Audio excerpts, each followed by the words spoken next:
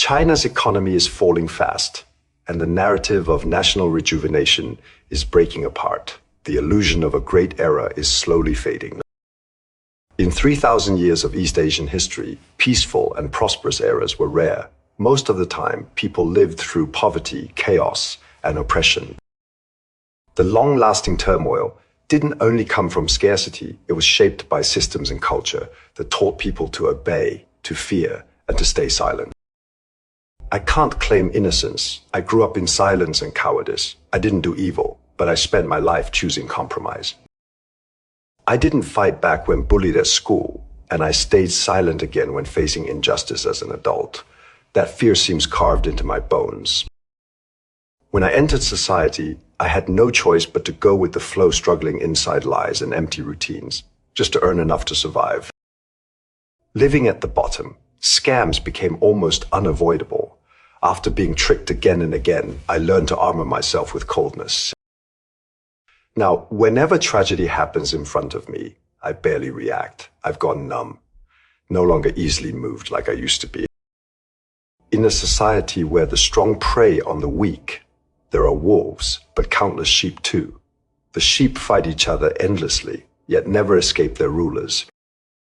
The children of wolves learn the rules of power early. Their sharp instincts and ruthless nature feel almost inherited.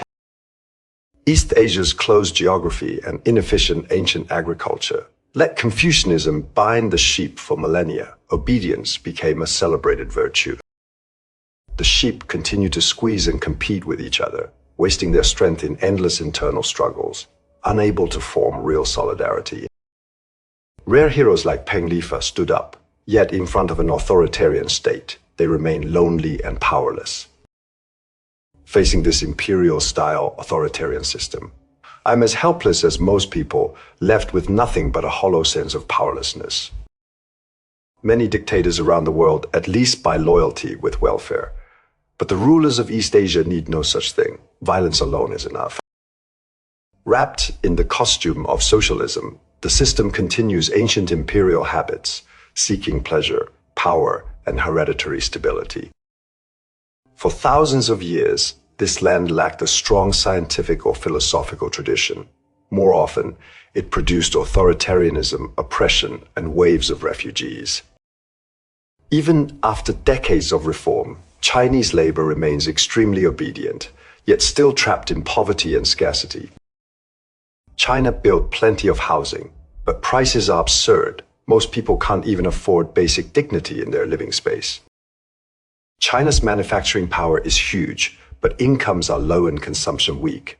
It is called overcapacity, but the real issue is empty wallets. If decoupling with the West continues, China will fall into harsher internal competition, and ordinary people will suffer even more. Walking through Hong Kong, the sharp looks I received hurt me, yet I understood it wasn't hatred, but deep wariness toward people from China. I'm discriminated against because I can't stop my own ruling class from exporting authoritarianism and oppression. That feels like an original. For thousands of years, Chinese people lived in fear and scarcity, even during peace. The world received waves of stowaways and economic. During chaotic eras, even larger refugee waves emerged. Migration seems like a destiny carved into this land's history. Huge inequality and lack of safety nets created wandering, jobless people who destabilized society. This was true both in ancient times and today. Before and after the reform years, there were biker gangs and knife-wielding groups. Violence was simply another form of poverty and despair. Now that surveillance is everywhere and robbery is harder, scams have become the dominant form of modern crime.